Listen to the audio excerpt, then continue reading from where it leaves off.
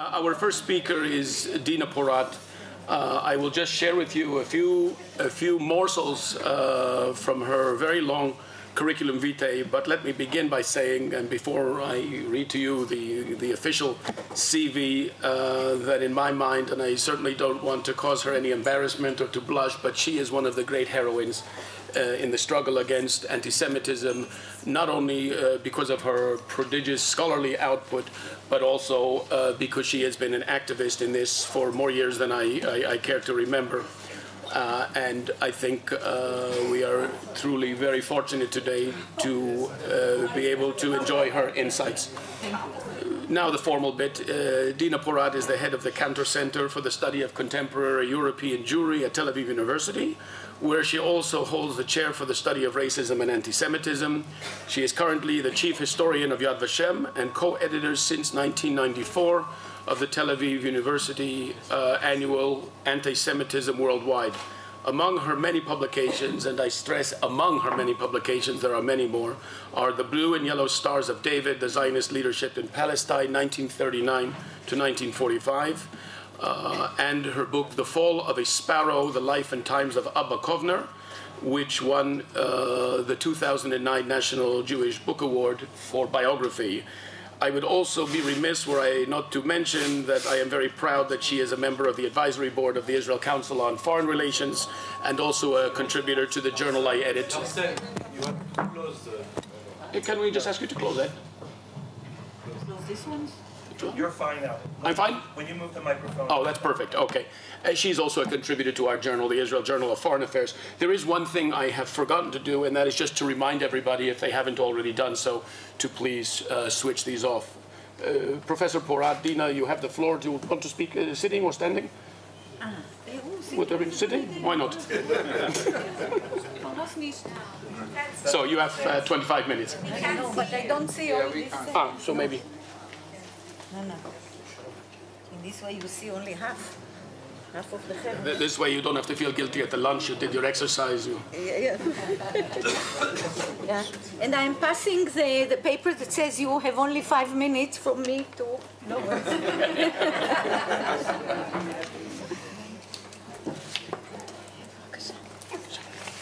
Okay. Thank you so much, Laurence, for your kind words. We've been friends and we worked together for many years.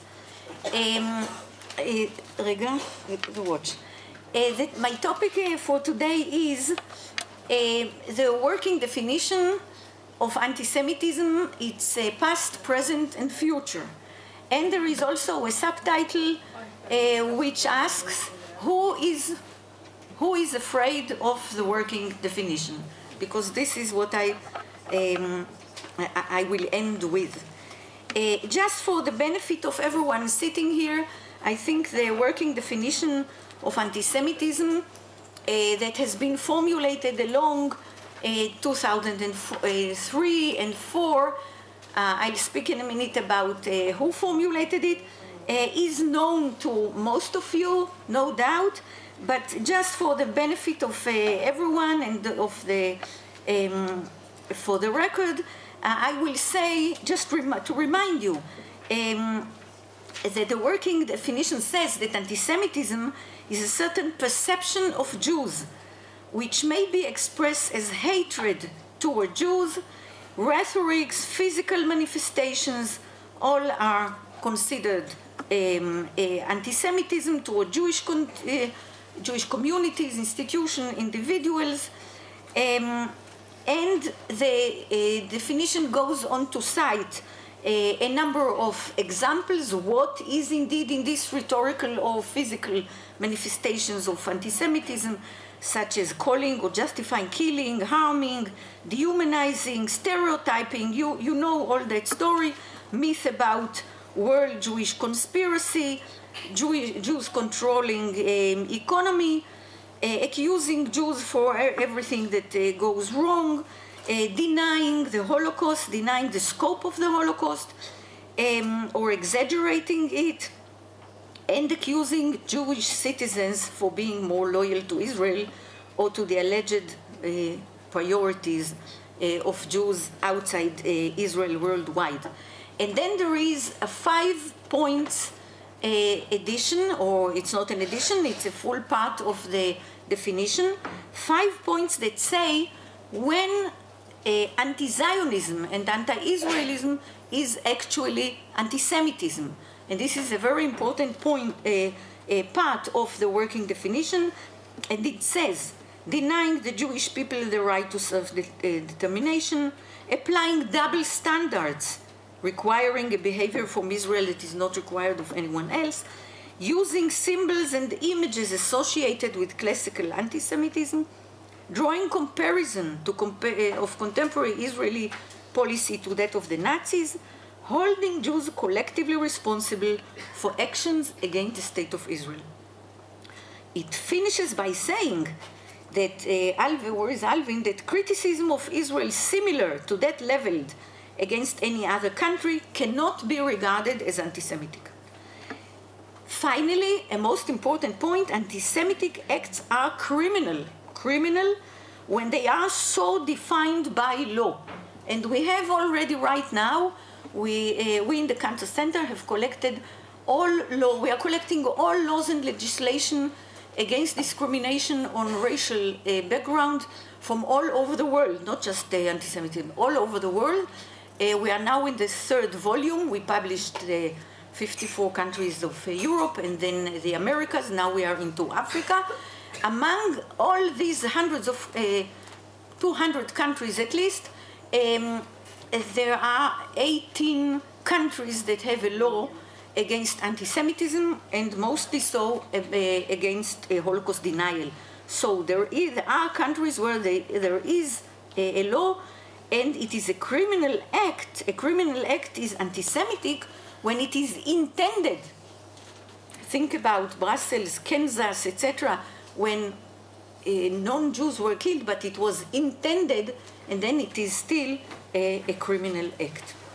So this is the working definition. First, in what ways is this definition different than definitions that we have known before? There is a host of definitions of anti-Semitism. This is a topic for another seminar. There are a long line of them, especially in encyclopedias, lexicons, individual scholars. But all of these that have been in existence and are still there in the encyclopedias and the lexicons, they are still there until 2005. They are the product of either a person being commissioned to write an item for an encyclopedia or lexicon, or an individual initiative, a product of a seminar in the university, etc. But this definition, this working definition that we are speaking about, is a product of common work. It is a work that has been done by many organizations, individuals. Some of us sitting in this room have contributed to it. It was worked and reworded, etc. It's a common effort. It's not one of an individual. It's not a product of an individual one. Also, please pay attention to the fact that what I have read, the essence of the working definition does not include motivation, the motivations of anti-Semites to be anti-Semite, to feel or to act, and it does not include the image of the Jew. Who is a Jew and what are his horrible characteristics, etc. This is out of the definition because it is a working definition. Working in the sense that it is supposed to give you who uses it, a tool to identify anti-Semitism and to act, to bring it to trial, to report to the authorities, etc. And it does not delve into the motivations or the characteristics of the Jew. Otherwise, it would not have been a definition, it would have been a seminar. So, one more point that makes it different is that it sprang out of a certain cultural, social, political development in the 90s, late 90s, the beginning of the 2000s. did not come out of thin air. It is quite astonishing to know and to realize actually that in many in the international treatments, papers, declarations, etc., since World War II and until the 1990s, the word racism is hardly mentioned, except for the האמנה נגד רצח עם. The convention, thank you, the convention against genocide, but this is a rare case. It is hardly mentioned. It is racism. It's certainly not defined, and anti-Semitism is mentioned between World War II and the 1990s just once in 1960 something. After World War, these issues were just as if put aside. They are not to be defined. They are not to disturb the peace of the world after the post-war world. And so it was only in the 90s, with the beginning of globalization, the fall of the Soviet Union, the millions of immigrants coming from the poor South into the rich North, that definitions were needed, not just for anti-Semitism, but for who is an asylum seeker and who is a foreign worker and who is an ethnic minority, etc., etc. It was a new situation that needed definitions and legislation. You cannot have legislation unless you have definitions. So that the definition was a product of its time as well. I will not detail the history of the definition because it had it's interesting, no doubt about it. There were interesting incidents there. A definition made by colleagues in the university in Berlin, but since it spoke about the left, radical left, and radical Muslims being responsible for anti-Semitism, it was shelved. It was shelved for a long time, and then there was a whole scandal when it was discovered. Let's leave that. I just gave you these few intriguing details, and I will also not detail a long line of conferences that, again, some of us sitting here took part in. That in which in Vienna, in Berlin, in Copenhagen, in which the need for a definition of anti-Semitism was raised once and again in order to know what anti-Semitism is, what are we speaking about, and how to deal with it.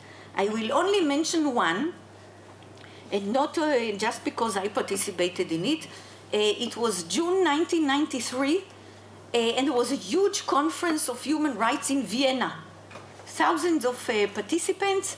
I was a member of the Israeli Foreign Ministry delegation, and my job was to run around among the delegations to ask them that in the final speech of every foreign minister, he should state, or she should state, that anti-Semitism is a form of racism.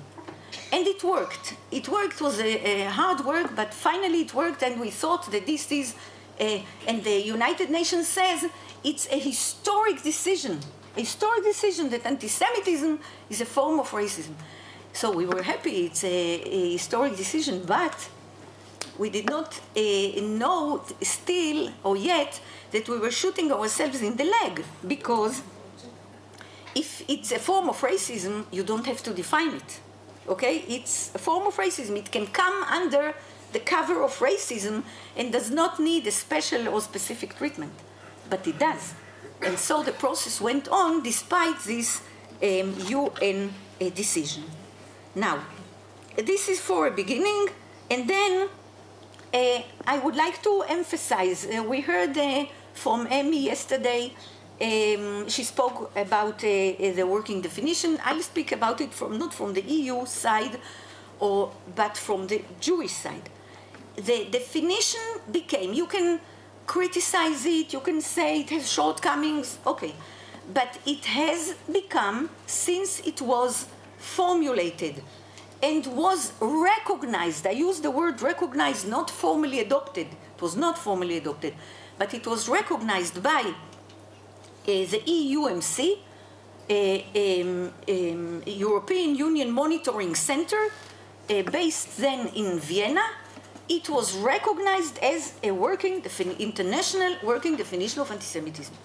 This was February 2005, and then it became a tool that has been used, it has been recognized by, just a few examples, by the State Department, by the Union of Students in Britain, by at least 2 courts of law in Lithuania and Germany, by the Interparliamentary Committee. It was a viable thing. It was something that was used. It has also been used for the training of policemen. In few cases only, but it has been used. So even if it has not been formally adopted by the EUMC, it was there. And in the international conference that followed in June 2005 in Cordova, it has already been referred to as something that you take naturally into consideration.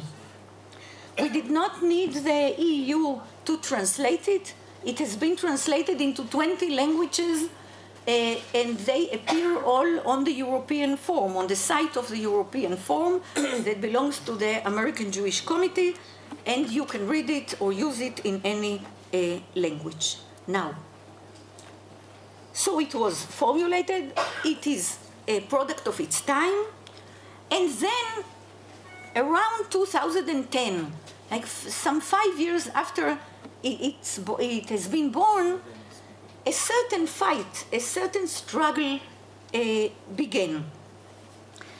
It began first when it was used. It was used in order to sue the Scottish Palestine Solidarity Campaign that was sued in April of 2010 by students in the UK.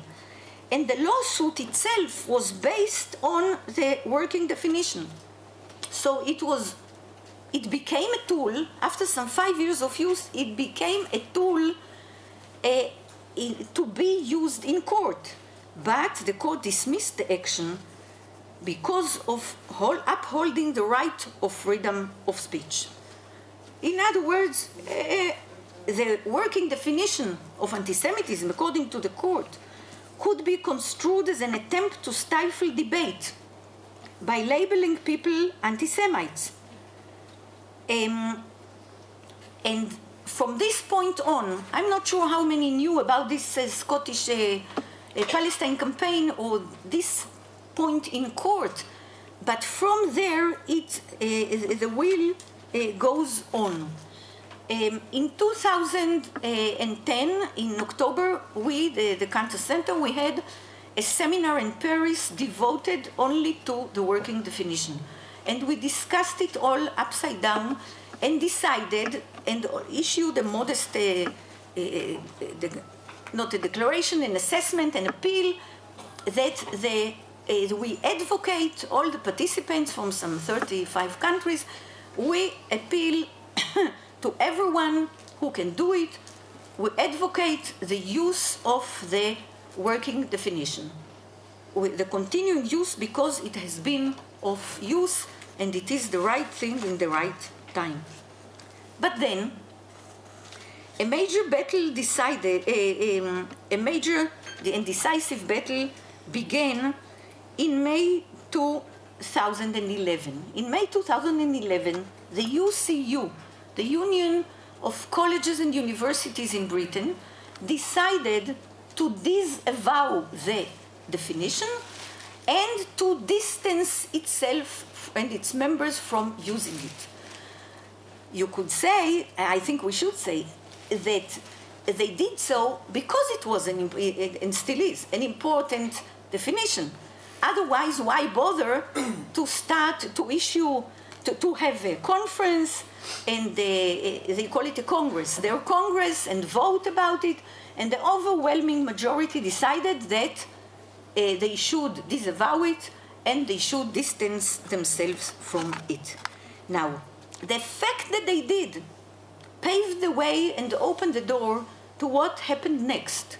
What happened next was that a person called Ronnie Fraser, who is a director of Academic Friends of Israel in that union in Britain, sued the UCU, the Union of Colleges and Universities in Britain, and said on the grounds that the atmosphere against those who are supporters of Israel has become anti-Semitic and has shamed and humiliated many Jewish members, and they were living one by one, leaving the union.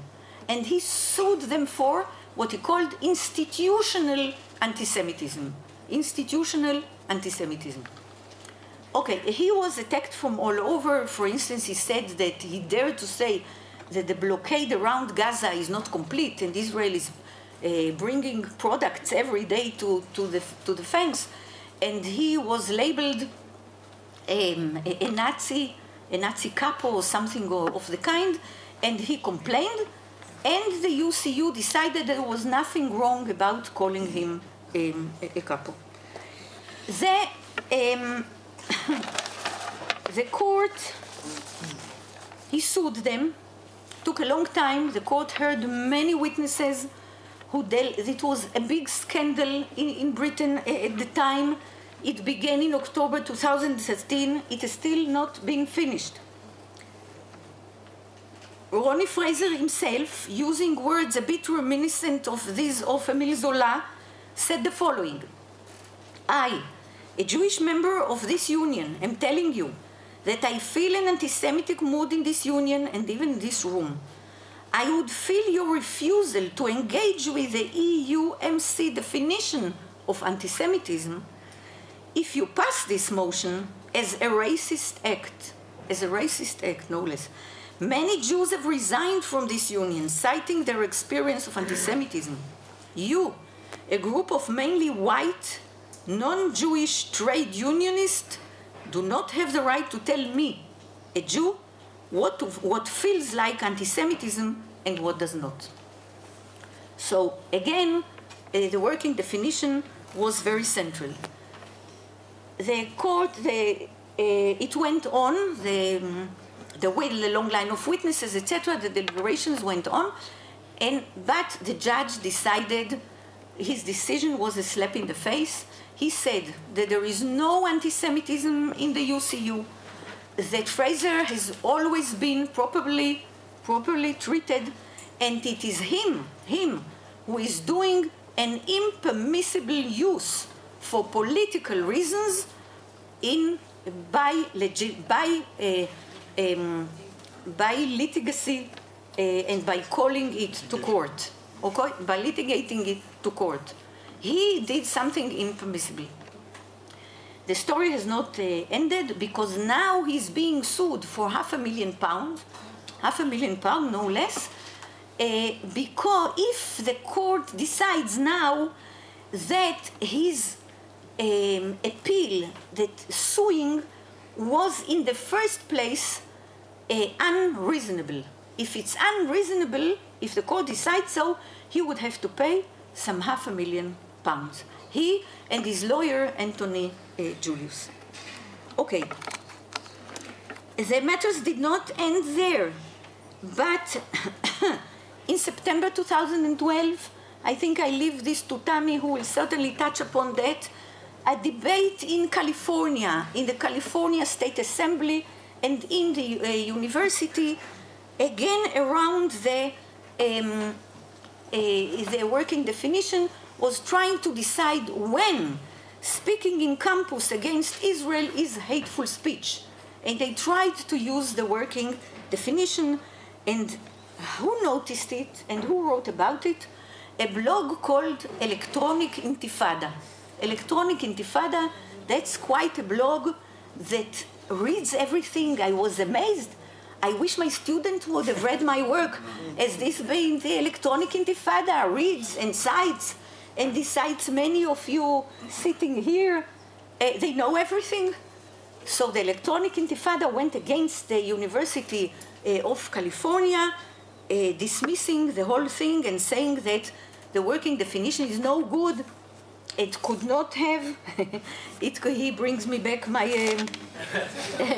my paper. With a heavy heart. Okay, and I leave it at that. I leave this at that. Then comes November 2013, and the FRA, Fundamental Human Rights, that came instead of the EUMC. It's the same thing, but with a new garment. Publishes a survey, a very important survey. Asking, after having asked 6,000 Jews in 8 countries of the EU, how do they feel about anti-Semitism, and the results were very negative, very negative. When they published it, it's November 13, there was no mentioning of the working definition that was on their site, the site of the EUMC that the FRA continued. There was no Kinderlach, how can you go ask people about anti-Semitism if you have no definition? But they took the definition of their site more or less close in time to the publication of a survey. So on the one hand, they did an important survey on anti-Semitism and how Jews perceive it, taking the trouble to go and ask the Jews. On the other hand, they took the definition off, and one cannot see the logic. And there were friends sitting here, Shimon Samuels, certainly could not see the logic, and he applied to Catherine Ashton and wrote to her a letter. I don't know how much use is it to write the letters to Catherine Ashton, but he did write the letter, and he also had an issue with the BBC because the BBC seems to have uphold the working definition and then regretted or not. He was very active in that. There was a host of stupid answers coming out of the FRA why they took off the working definition. It was not formal. It has never been adopted formally. They are not after definitions. Jews can define anti-Semitism for themselves. Each of the countries in the EU has its own definition, which is not true. No one has another definition, etc., etc. A long line of stupid and even insulting answers, such as, well, they took a careful look at the website, and they cleared out non-papers, as if they found some garbage in the drawer and threw the mice out. They cleared out non-papers. What is a non-paper? A paper that was not formally adopted, but is a beginning, can serve as a beginning of a discussion in an international institute. So, okay. Intifada, electronic intifada, back into the business, someone against it. I have to finish, and I'll finish by 2 points. First of all, it has become, the working definition has become a battlefield. Because Jews are labeled for the following. First, that the definition is anti-Palestinian. Second, it is pro-Zionist. Third, it is a weapon in the international Judaism arsenal. It's a Jewish Zionist conspiracy. And most insulting of all, Jews are not really after the fight against anti-Semitism. They are not really, the wish is not really to fight anti-Semitism. The wish is just to cover up for Israel. Which is really, okay, after all that was put into this definition. Now, what do? We spoke about the past, we spoke about the present. Where do we stand now? Now it's a battlefield. It's a battlefield in centering around politics and Israel and not anti-Semitism. What do we do now? I think, Shimon, that going back to the FRA to ask them to put it back on the site will not work. They will not put it back after all they had said. And I think we perhaps should go in another way. everyone who has an institute should and the website should put it there, and should appeal to institutes and bodies so that it is being used again and again without the FRA. The fact that the FRA took it off does not make it any less better or any less adequate as a definition. And also, it's not my idea, I have to say, you know that המביא דבר בשם אומרו מביא גאולה לעולם, it's not my idea, but someone suggested to me that we should define also anti-Roma, anti-Tsiganism, and Islamophobia. And then when we have three definitions of the three major evils, not to compare anti-Tsiganism and Islamophobia with anti-Semitism, but it's still, they need a definition.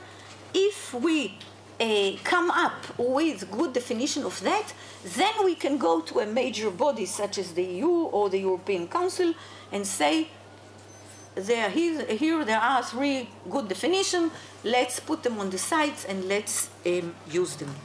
So because it has become a battlefield, this is why I called it Who is Afraid of the Working Definitions, and we are not.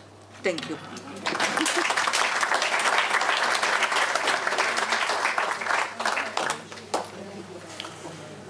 Having to cut off Professor Porat in the middle of her speech is one of the reasons I never relish being called to participate in any conference as a moderator. But nonetheless, I apologize. It's part of the job. And given the fact that you only exceeded your time by 4 minutes and 17 seconds, I would say it's almost as if you finished early. You asked us a question which I'm sure we will attempt to answer during the discussion, and that is, who is afraid of the definition? And I would only say, who is afraid indeed? And it's something I hope we will have an opportunity to explore at some greater length during the discussion. It's now my pleasure to introduce Shimon Samuels, another tireless fighter in the struggle against anti-Semitism, a name that is known to most of you. Also with a very long curriculum vitae, which we shall have to compress. He is best known as the Director for International Affairs of the Simon Wiesenthal Center, based in Paris. He is responsible for issues of contemporary racism and anti-Semitism in Europe, Latin America, and international organizations. Well, that's a tall order. He is a chair of the Journal for the Study of Anti-Semitism and laureate of its Jabotinsky Award.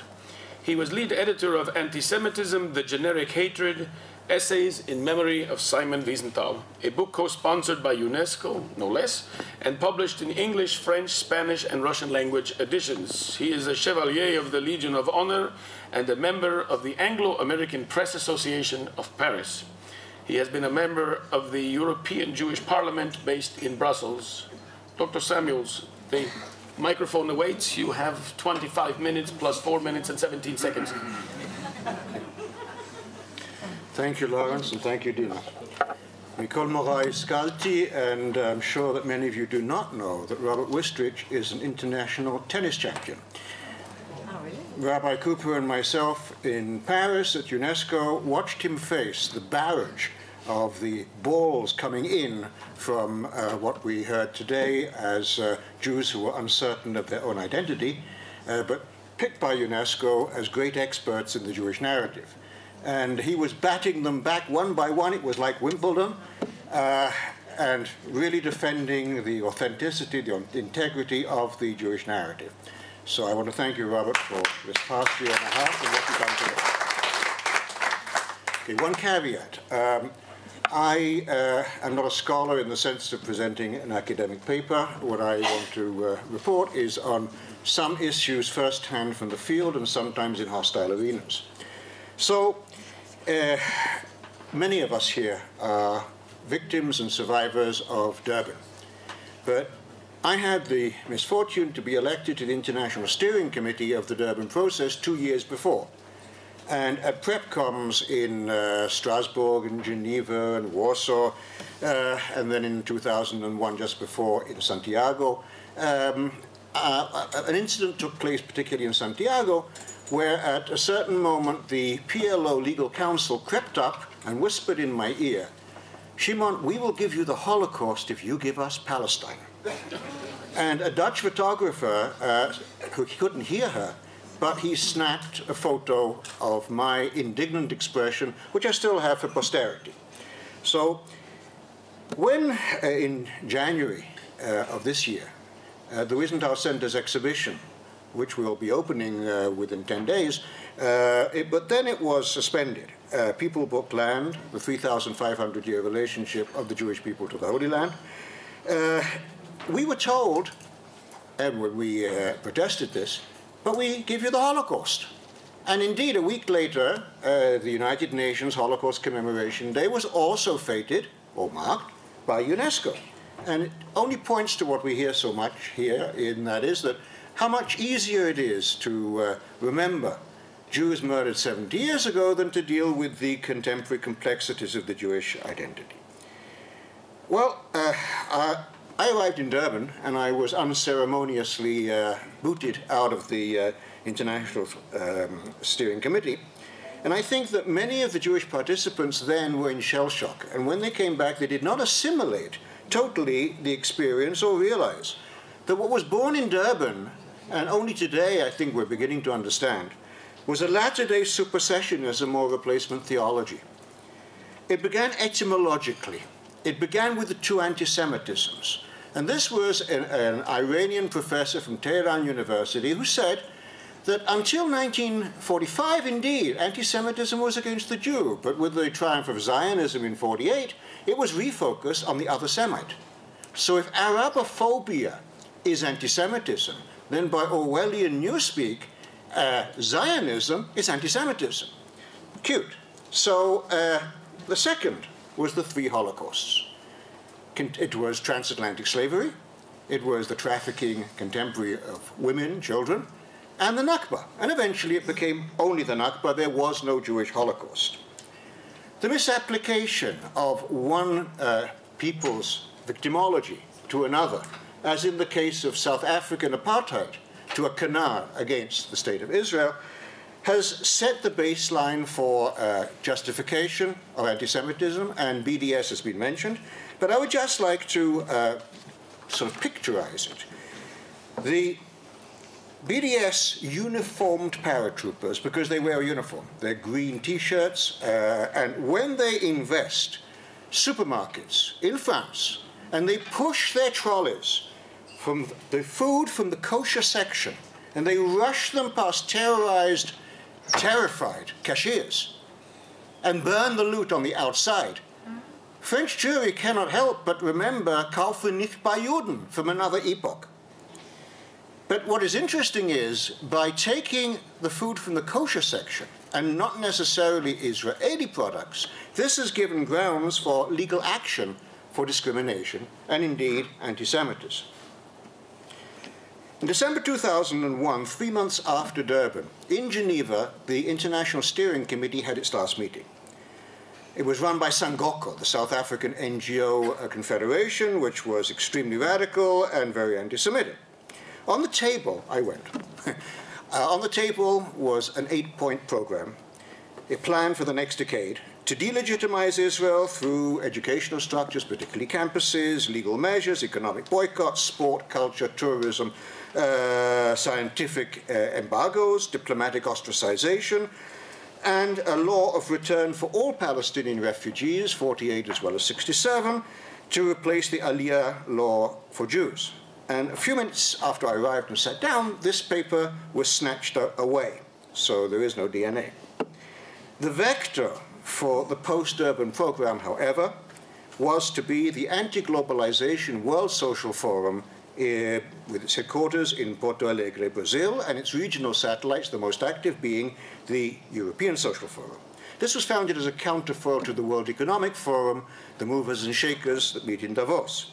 And indeed, it's convened just a few weeks before Davos, because what happens is the most extreme, outspoken NGOs at Porto Alegre are sometimes invited a few weeks later to Davos, thereby, because of their gentrification, they allow the wealthy North to be opportunity photographed with the radical chic. And this gives them, of course, legitimacy. So a focal point. This is the World Social Forum. A focal point. Extreme left, post-communist, green ecologists, pacifists, church liberals, human rights activists, anti-death sentence activists, asylum seekers, migrant groups, indigenous, Islamist militants, and the traditional old-school anti-Semites. There they all mingle. And I think that what Erwin Kotler said before, the fact that the World Social Forum, which started with legitimate grievances of victims of all types of discrimination, has been captured by the Palestinian cause is essentially because the Palestinians also universalized their cause, and therefore they became the icon of human rights. And from here, from Porto Alegre, comes the big lies that are replicated all over. For 11 years, we have attended, and we've been the only Zionist Jews to be present at World Social Forum meetings. And many of the protagonists are anti-Zionist Jews, and I could give you some very hair-raising examples of one very briefly. We called for help from Israelis after the army who were in Goa when the Mumbai World Social Forum took place. And some came, but not for us. And at the entrance, there was this young man, 26-year-old Zohar, good-looking, handing out anti-Israeli material. And then inside there was this panel, and he stood up and he said, look, I'm a good Israeli, I refuse to serve in the territories, but you know, suicide terrorism and all that gives you a bad name. And one of the Palestinians, a young man called Faisal, he said, I'm a journalist, and you know, Zohar, you are a good Israeli.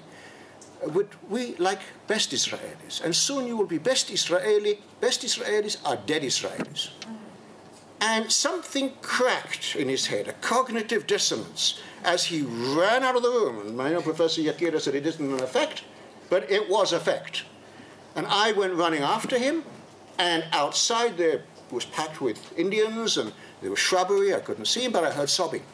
And in the shrubs, I found him in a fetal position. I gave him a handkerchief, water, and I held him like a father and rocked him, and we came back in, and I said, Hayom ze yom ha-bar mitzvah politi shelcha. Today this is your bar mitzvah. You come back in there and you work with us. I wouldn't trust him more than 24 hours because it's 180 degrees. One way, you turn back. But I think that type of cognitive dissonance, that should be cloned. Maybe we would get some returnees. Anyway, in the meeting of 2012, which was called World Social Forum, Free Palestine, there were 127 seminars, how to most hurt the state of Israel, its Jewish supporters, and their friends around the world. So, but let's go back a little bit. The European Social Forum, which is far more virulent, 2003 in Drancy, Paris, they met, and I'm just going to quote a British Islamist. In this struggle, Israel is only the tip of the iceberg. If the Zionist entity were on the other side of the Mediterranean, our enemy was the same. It's the Jew. The Jew is no longer al-Kitab, a people of the book. He does not deserve dhimmi protection. He is a forger, an impostor, murderer of the prophets, falsifier of archaeology, with no tie to Al-Quds or the Bible. Well, what this does is it turned on an atmosphere. And that night, 3 people came out of the World Social Forum. This was at Drancy. They went to the nearest synagogue in Garches and they burnt it.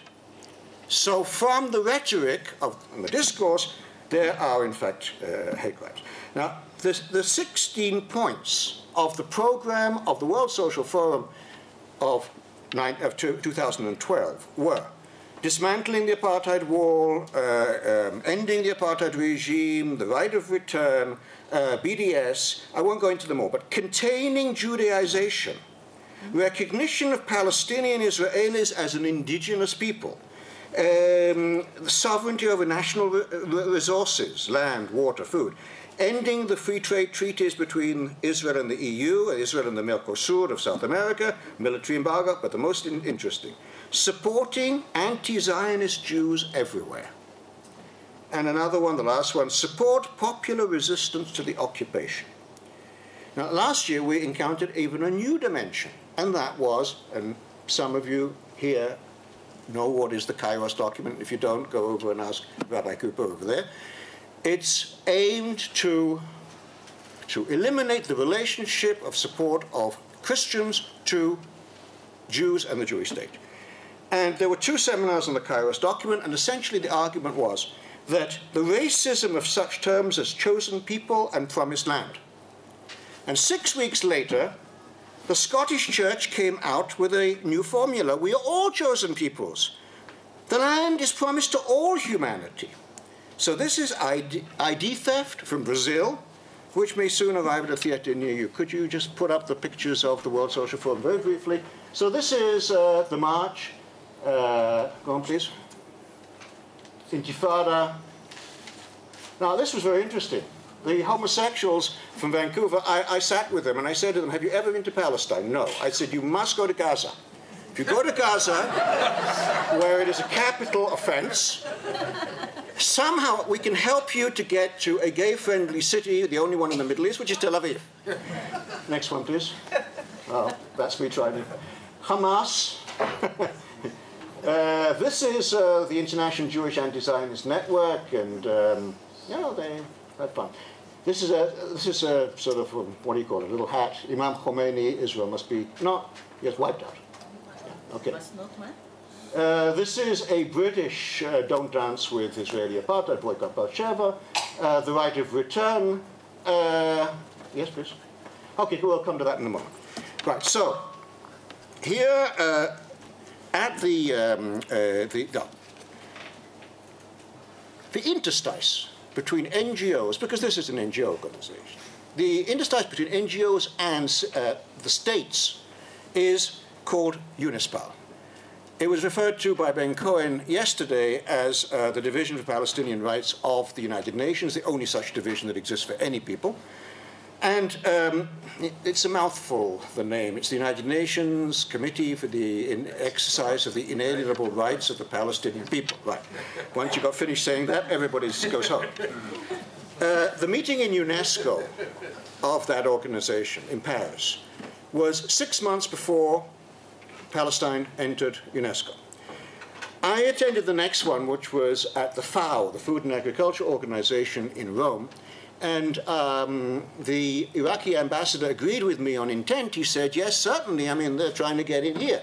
So I stopped the Director General of FAO, whose name is José Graciano da Silva, Portuguese, and I said to him, are you aware of the fact that, and are you willing to sustain a 22% loss of your budget, which is congressional legislation, if Palestine enters the FAO?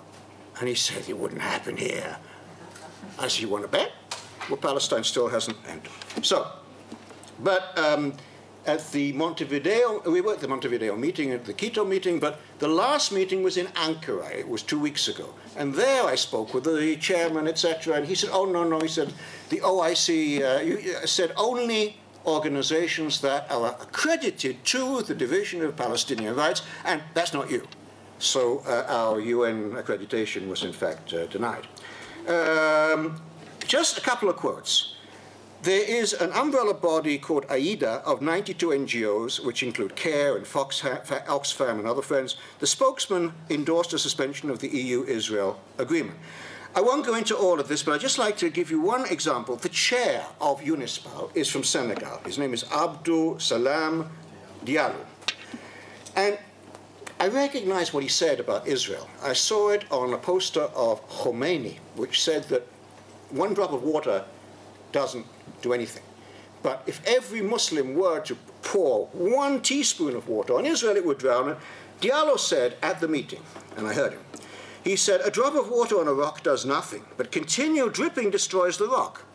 Another official, he said, there are no non-combatants in Israel. As women serve in the army and as youth in paramilitary organizations, therefore, every target is legitimate.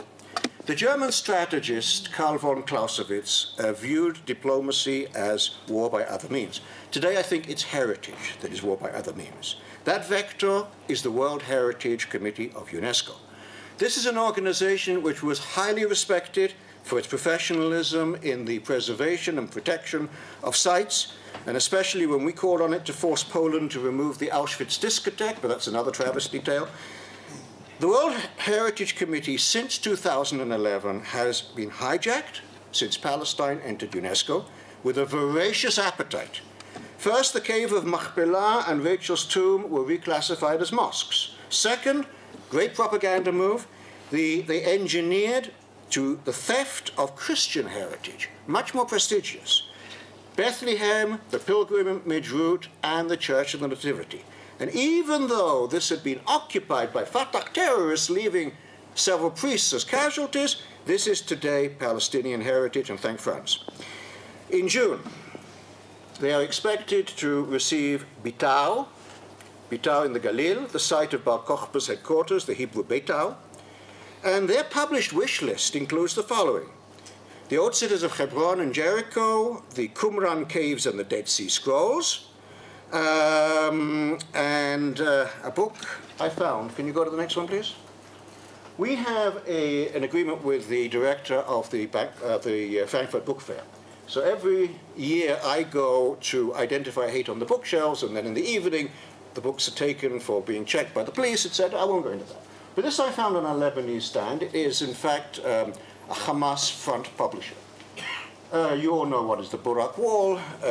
You know who was Burak, the winged steed that Muhammad took from Mecca to Al-Quds when he took the night flight to Jerusalem, tethered the steed at a wall. There were no direct flights then from Mecca to heaven.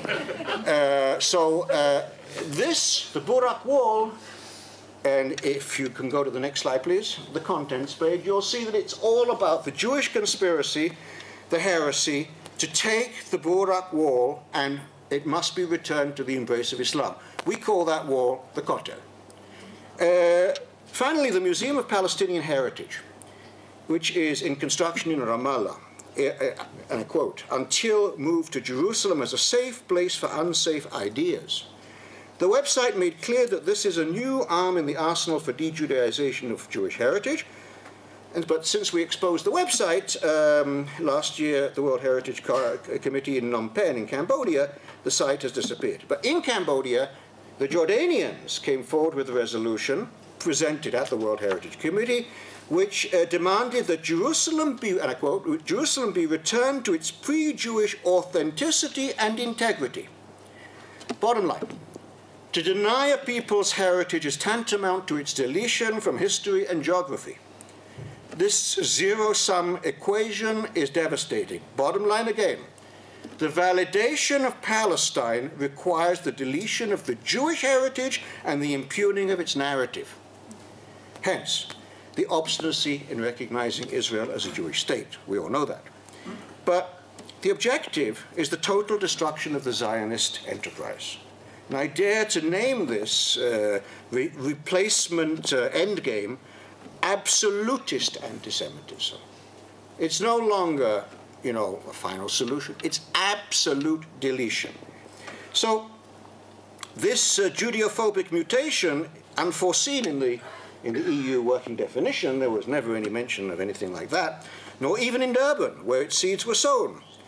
So one response, perhaps, to set the record straight as pushback is the attempt by the Wissenthal Center's exhibition, and I repeat, People Book Land, Our Trinity, the 3,500-year relationship of the Jewish people with the Holy Land, the Land of Israel, Eretz Israel, Eretz HaKodesh, authored by Professor Wistrich, will be opening at UNESCO, we hope, on the 11th of June. We will know on the 12th.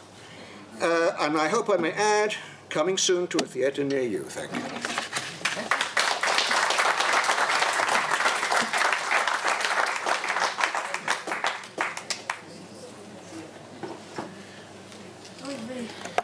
Oy vey, indeed. Shimon, first of all, we'd like to thank you for your very good-humored and vivid presentation, which I think we can look upon as being something like a report from the front or a report from the barricades, which is very important, especially when we have a kind of mix of scholarly presentation. It's now my great pleasure to introduce Joel Fishman, who is a fellow of the Jerusalem Center for Public Affairs and editor of the Jewish Political Studies Review. He previously served as a postdoctoral researcher in the Netherlands State Institute for War Documentation in Amsterdam. And among his publications are 10 Years Since Oslo, the PLO's People's War Strategy, and Israel's Inadequate Response. He's also the author of a number of articles on political warfare, many of which I must tell you, and forgive me if I shop naches, that we have had the pleasure and privilege of publishing in our own journal, the Israel Journal of Foreign Affairs, and I'm happy to say a very good friend. But also anyone who has had the opportunity to read his stuff will understand that he is what I would call an historian's historian. So it's with great pleasure I invite you. You have your 25 minutes.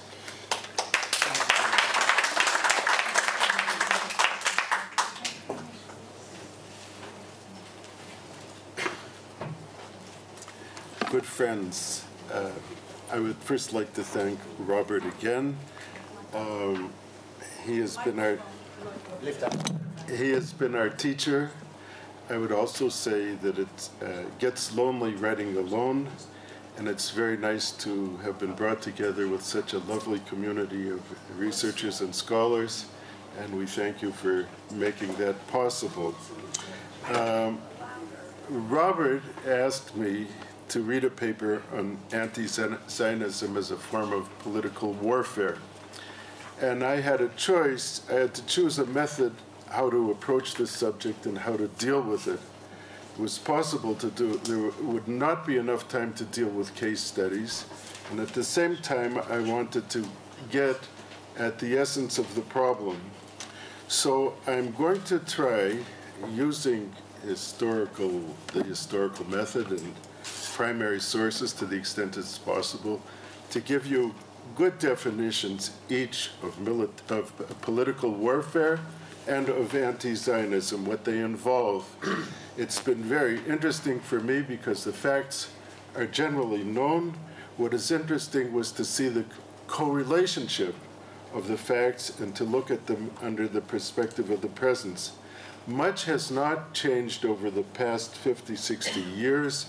We can say that the other side has been frozen in its own ideology, and our side has usually been very flexible, almost to the point of entering into dangerous risks. But what is very clear is the consistency of the other side. I'm going to give you 4 sections. One is political warfare, which most people think they understand and know, but there's really quite a lot to this concept, to anti-Zionism. And then I'm going to deal with some particular terms and to use the Robert's expression, the Nazi-Zionist equation. I want to deal with this because somebody has to deal with it, and I assure you that this will not be politically correct. Afterwards, if there's a little time, I will give you some strategic points. Karl von Clausewitz, our old friend, the Prussian theoretician of war who lived from 1780 to 1831, described the relationship between war and politics when he defined war as the continuation of policy by other means. He wrote, "War is not merely an act of policy, but a true political instrument, a continuation of political intercourse carried on by other means. The political object is the goal. War is the means of reaching it, and the means can never be considered in isolation of from their purpose." So it's the political, from this perspective, the political goal takes precedence over military war. And it should be noted, war is an extension of politics. From the beginning of the 20th century, military thinkers have increasingly viewed war and politics as part of the same fabric, but differentiated mainly by degree of violence. In this context, another Clausewitz dictum applies. War is an active force, and there's no logical limit to the application of that force.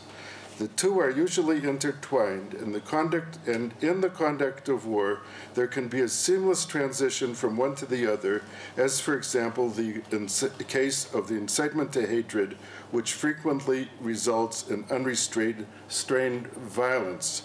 Gregory Stanton, a pioneering scholar in the new field of genocide studies, has demonstrated that incitement, which he termed dehumanization, is one of several progressive stages leading to genocide. If we are speaking about warfare and criminal responsibility, we should also include the role of the desk murderer, or Schreibtischtäter. It's a German concept. The desk murderer generally is somebody who exploits the state power structures to let a crime be committed by another person.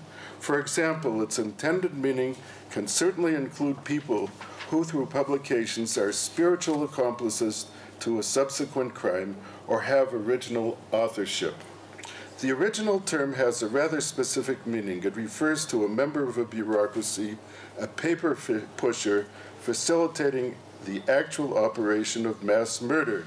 Here we can recall Ian Kershaw's observation that the bureaucracy played a central role in implementing the Holocaust in Germany, and we must devote special attention or be especially aware to the workings of bureaucracies. We should remember that there's nothing to prevent the transformation of political warfare into hot war, which may include the merciless victimization of civilians and the weak. During the 20th century, asymmetrical warfare, as we know it, has been based on two tracks: political warfare and military warfare. A modern form of warfare known as People's War was successfully practiced in China, Algeria, and Vietnam. Because it is usually waged by a weaker but well-organized party over an open time frame, People's War gives precedence to political methods in the form of propaganda, whose main purpose is to delegitimize one's enemy politically and to seize the victim's legitimacy for its own side. This is part of the game, let's say, of asymmetrical war, whether it involves Israel or not. The practice in a war of liberation is to alternate between agitation, propaganda, negotiation, and violence, working with allies in the camp of the victim, and over a long time seeking first to demoralize and paralyze the enemy, and then to seize power militarily. Here we have a remarkable combination: delegitimization as a tactic of political warfare, and, as we shall observe, as the main component of the doctrine of anti-Zionism. Simply stated, the strategic object of the enemy is regime change, to be achieved by a combination of political and military means. In the case of Israel, it's all about delegitimization. According to Stefan Possoni, the outstanding American strategist who pioneered the Strategic Defense Initiative, the main tactics of People's War are as follows: the use of propaganda to deprive the enemy of its legitimacy and outside support. Propaganda, especially if it is attended by conquest, is the prime method through which legitimacy is withdrawn and attributed to a new power elite. Destroying the enemy's economy, promoting anti-militarism and encouraging defections from the army, stimulation of desertion and mutiny. Mass terror is a psychological operation to weaken the enemy's forces, securing intelligence and denying intelligence to the enemy. When we consider the tactics of political warfare, we must bear in mind that there are several fronts. The actual front of direct confrontation, behind the enemy lines, where one tries to destroy sources of political support for one of the parties, and winning over world opinion. Such tactics could include a program of destabilizing a country internally by gaining control of its institutions for molding public attitudes, and ultimately bringing about a change by a combination of non-military and violent means. This was the method which the Italian communist theoretician Antonio Gramsci advocated.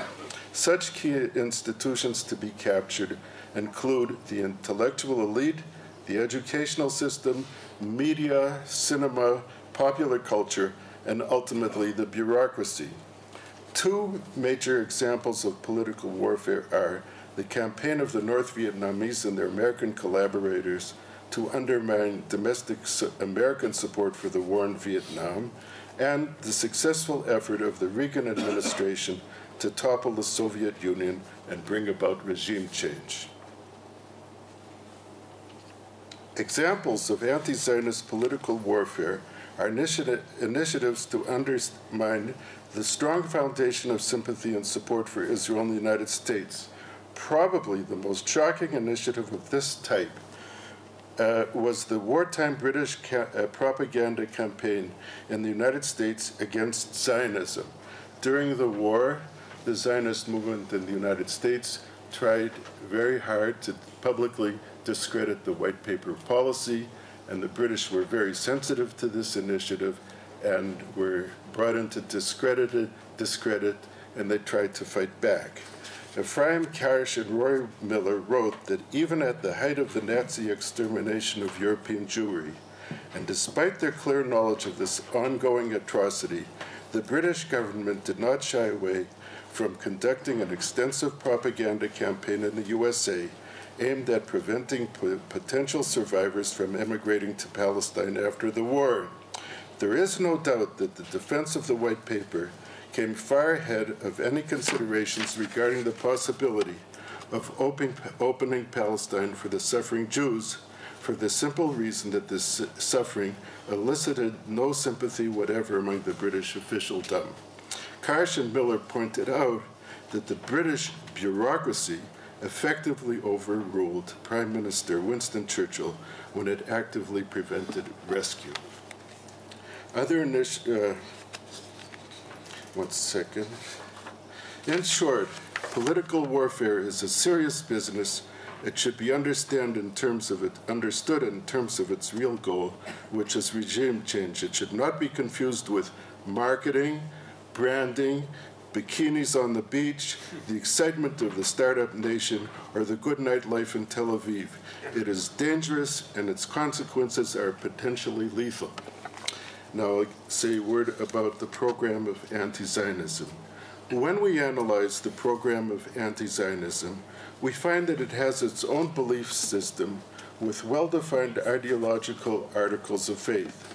The fundamental position of the anti-Zionists is that the Jews belong to a religion, but do not form a nation, and thus are not entitled to a sovereign state.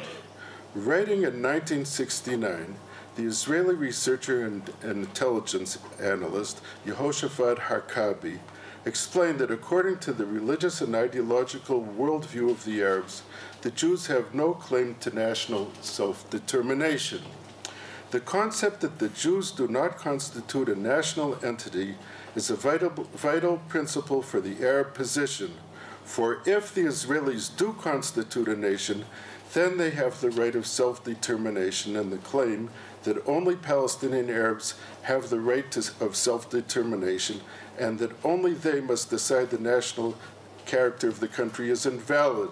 Moreover, the Arab claim for exclusive national self-determination appears in all its darkness as chauvinism that demands rights for itself which are denied to the other. Writing in 1975, Bernard Lewis also described this position and explained its practical consequences.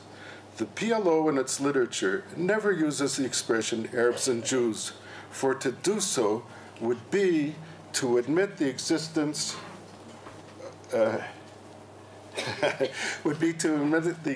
of a Jewish nation, and it is cardinal to the PLO ideology that there is no such thing. The formula which they use is Muslims, Christians, and Jews. The Jews, in their view, are purely a religious minority who possess no separate national identity and have no right to a separate state. Thus, the principle of Palestinian non-recognition has become the anchor of asymmetry, which creates a reality of a temporary and provisional acceptance of a political fait accompli whose name is the State of Israel, but negates the possibility of a positive and stable peace based on mutual recognition of the right of self-determination and reconciliation. This is the most fundamental and basic position of the anti-Zionists of all persuasions.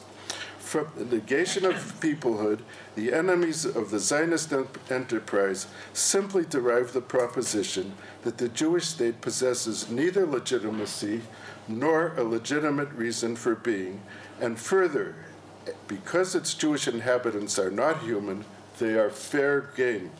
If we may turn briefly to the present, one of the basic reasons for the bust-up of the recent peace negotiations is the firm refusal of the Palestinian Authority to abandon the chauvinistic claim that Jews have no national rights, and accordingly they refuse to accept the very idea of the Jewish state of Israel.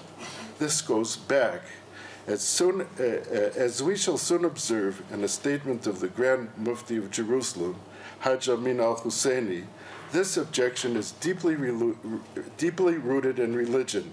At the same time, one might note that by downplaying this objection with its religious aspects, the would-be American peacemakers have shown a remarkable insensitivity and ignorance. Now we'll say a few words about terminology and the National Zionist equation. Is it possible to get a glass of water? Actually, it's ready for you. Thank you. The subject matter for this section does not fit in neatly. At the same time, it belongs to this topic and the purview of this conference. It is my objective to discuss some concrete examples of political warfare, the use of terminology, and some propaganda accusations. As we consider the rhetoric of the anti-Zionists, particularly of the Palestinian Arabs, it is evident that their choice of terminology that in their choice of terminology and language directed at the outside world, they have concealed their true purpose, which is not peace. For them, the real meaning of justice and the strategic goal of their warfare is the liquidation of the State of Israel. This is the true meaning of the slogan, Justice for Palestine, which is also the name of a student group in North America. They state this clearly in the Palestine Covenant, Articles 22 and 23. We're going back in time, roughly to 1964. When we hear a slogan calling for justice in Palestine, we must understand that in this context, justice really means the liquidation. And there is a solid precedent for the delegitimization and overthrow of a regime from within. The Nazi Party, with Stalin's support, toppled the Weimar Republic. Although formulated half a century ago, this type of terminology remains current in Palestinian public pronouncements, the press, and textbooks. In fact, the Sixth Council of Fatah, which took place in August 2009 in Bethlehem, reaffirmed the entire Palestinian National Covenant or Charter, including Article 9, calling for the continuation of the violent struggle against the Zionist colonial entity until its ultimate destruction, and Article 2, which states that the Zionist movement is essentially fanatical and racialist. Its objectives involve aggression, expansion, and the establishment of colonial settlements, and its methods are those of fascists and Nazis. This, of course, is the predecessor of accusations of racism and apartheid, and belongs to the same lineage of propaganda accusations. Several decades ago, Robert Wistrich pointed out that the first leader of the PLO and the author of the Palestine Covenant or Charter, Ahmed Shukeri, claimed in a UN speech of 4 December 1961, Zionism was nastier than fascism. uglier than Nazism, more hateful than imperialism, more dangerous than imperialism. Zionism was a combination of all these traits. In the use of propaganda, the grouping of epithets such as these is called an amalgamation. We note that Article 20 of the Covenant pronounced the negation of the Balfour Declaration, which is the same thing that the Grand Mufti of Jerusalem, Hajj Amin al-Husseini, hoped to receive from his Nazi friends in Berlin on November 2nd, 1943, the anniversary of the Balfour Declaration. In his address on this occasion, the Mufti declared that Germany is also fighting against the common enemy which oppressed the Arabs and Muslims in their different lands. It knew the Jews perfectly and decided to find a final solution to the Jewish danger, one which will contain their havoc in the world. Since this is a conference on the subject of anti-Semitism, I've decided to introduce a significant primary source showing the real bonds between Palestinian nationalism and National Socialism. Although the following passages may be on the longest side, they are significant because Hajj Amin argues in favor of the alliance of Nazi Germany and the Islamic world and makes the amazing claim that Nazism and Islam have a close affinity. The following passages come from his speech of October 4th, 1944, to the imams of the Bosnian SS division.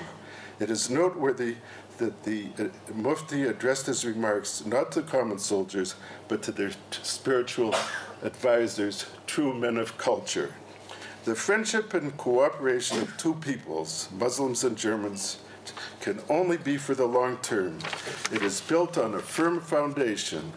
The requirement for this is the compatibility of ideas, common spiritual and material interests, and above all, ideals which run parallel.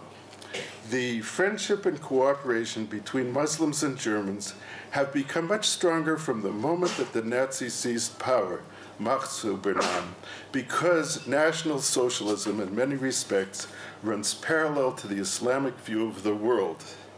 At this point in his address, the Mufti then states a number of areas which Islam and National Socialism share, as the Führerprinzip and so on. With regard to their shared attitude towards the Jews, he explained, Islam and National Socialism approach each other in the struggle against Judaism.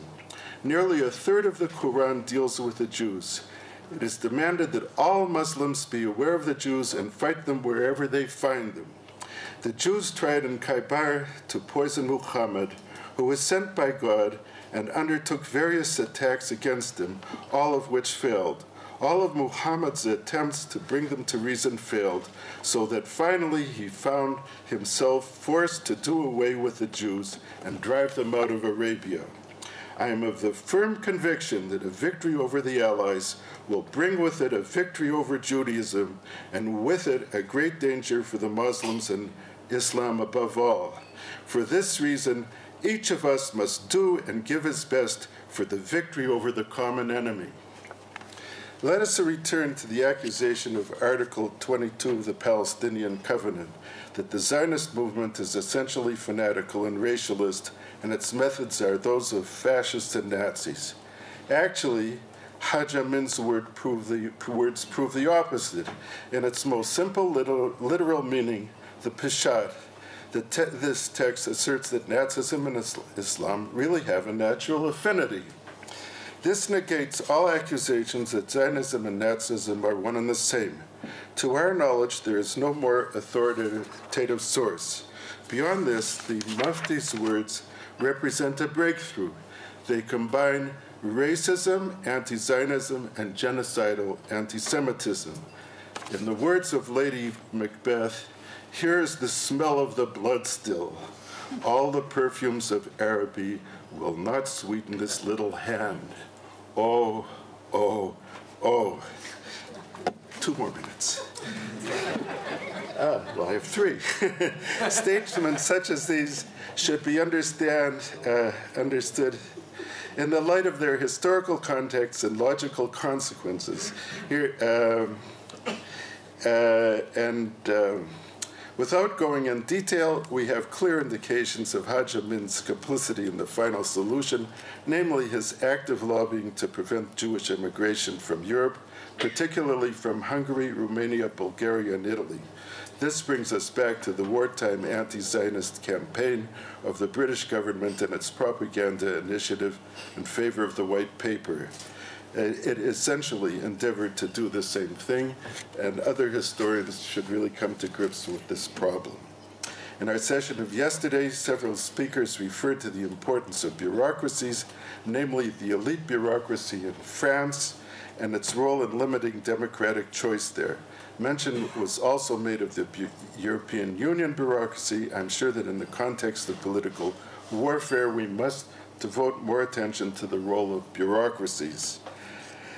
At the gala dinner, the speakers were asked to propose some concrete solutions, and I would like to make one or two observations along these lines.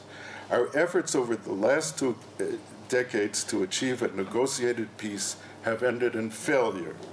We do not have a peace process, but an enemy who wants to destroy us. If we can accept this reality, we can defend ourselves properly, and we may do better. The other side engaged in the peace process in bad faith and used negotiations as its tactic of political warfare. We must fight back and use the tools of this type of warfare which have been used against us. In simple language, we must reverse this process and stop the enemy. We must bring the other side into discredit and explode the myth that there is a Palestinian people. We must insist on our territorial rights under international law. Where possible, we must defend our sovereignty and prevent unwelcome interference in our domestic politics. We should challenge uncritical outside players, states or otherwise, which give uncritical support to our enemies. We should undermine the sources of political and economic support for the Palestinian Authority and limit the hostile political activities of NGOs. At present, Israel can do more because its military and economic strength has greatly increased. What is necessary, first of all, is to understand this type of war, the type of war in which we are engaged. We are in a protracted political war which will not end in compromise. This is a dynamic situation where we should take the initiative and retain all of the advantages.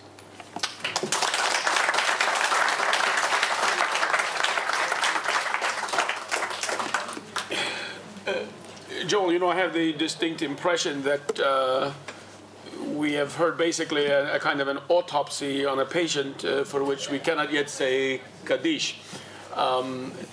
This requires obviously a great deal of further study and discussion. I fear creating additional anti-Semitism if I keep an audience of hungry students and scholars of anti-Semitism from their lunch, but may I take a quarter of an hour just for the discussion, even though we've exceeded our time limit? 10 minutes. Okay, so we'll take the 10 minutes, but just to make certain, before I turn to the Q&A, I do want to take the opportunity, I was remiss in doing so in the first place because I didn't see him present in the room, to thank also the sponsor of the event, Charles Knapp. Thank you very much for your generous support of this event. And I know I'm speaking in everyone's name in recognizing that. We'll turn to the Q&A. I just ask, in the interests of the time, that the questions be succinct and that whoever takes the floor identifies his or herself. Do we have any questions? Yes, sir. My name is Mark Neurisch. I'm a PhD candidate in the Department of Sociology, writing on anti-Semitism. Could you just come forward, because I'm afraid that the people at the end of the hall cannot hear you. Can you hear in the back? The acoustics here are not perfect. Just come. I think people hear me, right? No, they cannot hear in the end here because this room has a kind of strange shape. Here, just stand from here. Okay, thank you. Yeah. I was wondering, we heard how difficult it is to adopt like a working definition of anti-Semitism and then to find legitimacy for this definition. So I'm wondering, why don't we just turn to the anti-Semites themselves and ask them what anti-Semitism is? We heard from Ben Cohen yesterday in his very good presentation that actually anti-Semitism originally evolved not as some kind of like idea to discern a certain social sentiment or cultural sentiment, but actually the political ideology people profess to the same way they profess to a religion or like to communism. Now, if we look at this political ideology, there were basically three elements, or like if we want to break down what like the League of Anti-Semites like wanted like in 1879, they defined the Jews as a source of like certain social problems. They said Jews are a threat to like a certain social cultural order, and they defined the Jews as an enemy. So something tells me, we heard about like Zionism, we heard about something like warfare, and we heard about like this whole like problem of delegitimacy. Something tells me maybe if we turn to this, it could like empirically work pretty well to discern, to make this difference what we consider this difference legitimate criticism of Israel and like anti-Zionism or like anti-Semitism.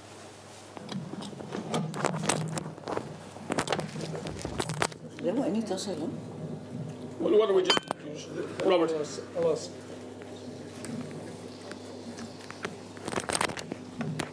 First of all, thank you very much to the three speakers. And I would like to pick up in particular on this question, the impression I got from the last presentation, that actually from the standpoint of what Israel has been doing, at least for the last 25, perhaps more years, this is a completely asymmetrical struggle, not just in the usual sense that we have more force militarily, economically, and so on, but on the opposite sense, that the other side, as you pointed out, rightly I think, has been remorselessly consistent and uncompromising in its goals and the way it works as a means to goal, whereas actually the Israeli goals are completely unclear in terms of what actually is the ultimate aim, what are the specific means that are required to achieve it, and how actually to exercise those advantages. And there are a few, not that many, but there are, which are in fact not being employed. So I wonder if you could just slightly, as it were, stretch out what seems to be the implication. With your permission, Joel, we'll start with Dina. We'll take question number one. Okay. I think we know it works. Thank you for the question. Well, I hope I understood it. Struggling for the legitimacy of the working definition, I'm not sure is the goal. The definition is legitimate. The definition has been put up by a number of scholars in the institute, as we've said. It has been read and reread and discussed and rediscussed. Who is the one, or where is the institute that should tell us that this is a legitimate or non-legitimate definition? It's legitimate in its very existence, in the need that called for its existence or its composition. So I would still differentiate between this question and legitimacy of Israel and the other questions that have been raised here. The question that I have not resolved is why did the FRA take it off without a notice? And this I didn't say because I don't know fully why did they do it. After 9 years of use, when they are publishing a survey, a very serious and with bad results, negative results on anti-Semitism, is it just, sometimes it's just a balagan. It's a bureaucrat who takes off, or and then you cannot undo it. And if we quote Macbeth again, what is done cannot be undone. Perhaps there is no reason that we can put, and one hates to publicly blame the FRA for succumbing to Muslim pressure, which is possible, but you cannot pinpoint it. I don't know why I feel like someone has to say at some point, out damn spot. Joel, can you address Robert's question? Yes. First of all, thank you for your question. I think that as we look back into the 20th century, the Israeli policymakers had a combination of confused ideas. One of the ideas was that maybe they never would have to come to terms with the Arabs at one time. They thought that they were militarily invincible and probably would continue to have a military advantage. In the history of, for example, of UNGA 3375, Zionism is racism, Yochanan Manor documented, for example, that there was quite a diversity of opinion among ambassadors in the diplomatic corps whether or not to fight it, and there was quite a lot of feeling against fighting it, and there was a feeling that it was not necessary. So we have been forced gradually to become conscious of the danger, the cumulative effects of UN resolutions like Erwin Cutler pointed out. So we have underestimated our enemy. And also, when we entered into the Oslo process, there was a messianic belief that peace would bring the end of anti-Semitism, and automatically the Palestinians would want peace as much as we would, and we could do good business together. And there was a feeling that if you had a good policy, you didn't need to have public diplomacy, and we know who said that.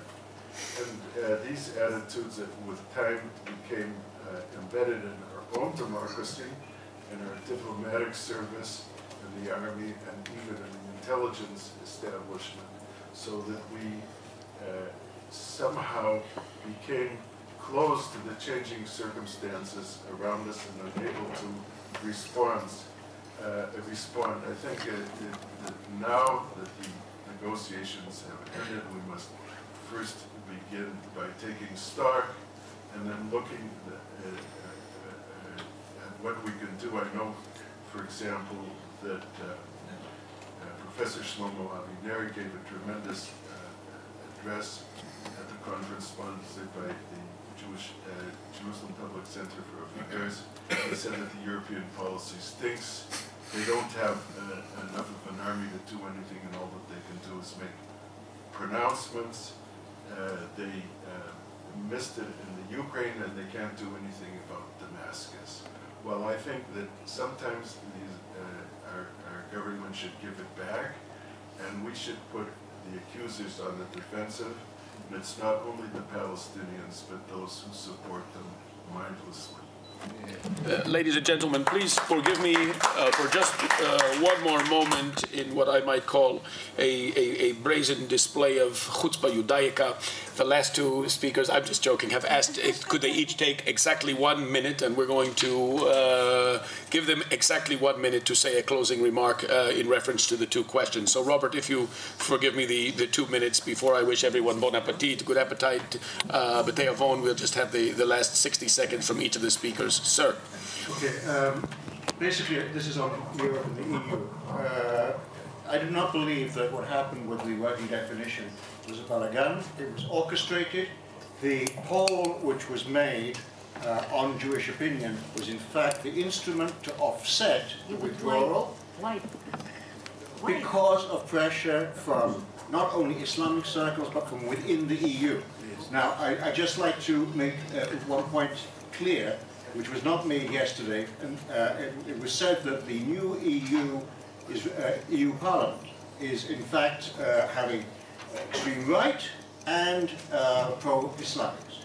These are not two separate organizations. Dieudonné of France has proven that he is able to bring together, the only one able to bring together at the table, not only Sunnah and Shia, but also extreme right and migrants.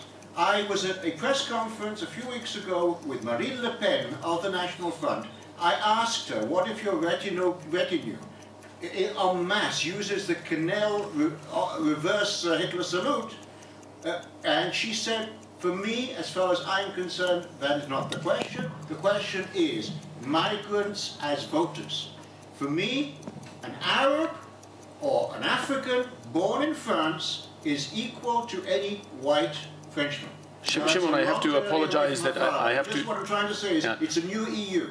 And that EU, and Baroness Ashton, that she's finishing her term, she's allowing it to fizzle out because we asked her to do a magnanimous gesture and to condemn heatmongers in the new EU. But I think that we have to be a little clear about the animal that we're dealing with. And when it comes to working definition, Dina, please. Okay. You have the last word. Yeah, okay, but not regarding the working definition. I definitely accept your analysis, but I think that not enough has been said or stressed regarding post-Zionist in Israel. And I liked very much your story about this Zohar and this political bar mitzvah. And I like to go back to Yakira's lecture that opened this morning, where he says that there is no self-hate, there is no hate. And perhaps he's right, but I would suggest exchanging the word hate with the word obsession. This Jonathan Shapira that he quoted is the son of our neighbors. And Udi Adiv is son-in-law of another neighbor. That's a neighborhood of pilots and navigators. So we know, and you could witness, and I see it in the university. There are people who don't talk to me. They would, well, I don't talk to them. But they wouldn't talk to me because I'm definitely a racist, a fascist, a treif, this, that, okay? A Zionist, Gewalt, it is more than had been said.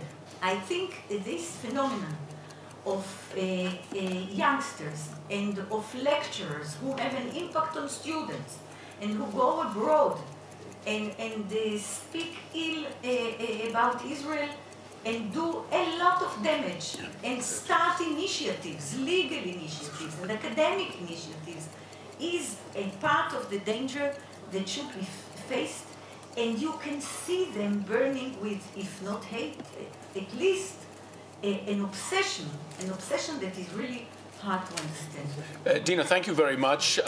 They say that every Jewish holiday revolves around the theme, they tried to kill us, they didn't succeed, let's eat.